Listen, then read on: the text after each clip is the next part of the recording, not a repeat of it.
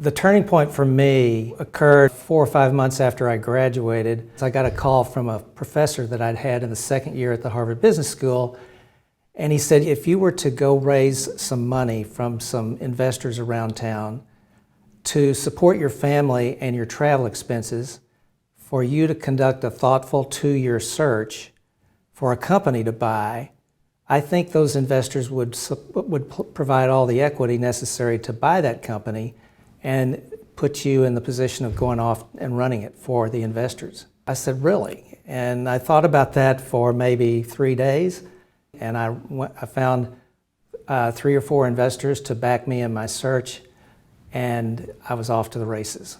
Pacific Lake is a special purpose private equity fund that solely invests in recent graduates of top MBA programs who know one thing, and that is that they want to be in business for themselves and run their own company. We provide them with enough money to support their family and travel expenses to conduct a 2-year thorough search in the continental USA. And in exchange for that, we get the right to provide all of the equity necessary to buy the company that they might find as a result of that search process.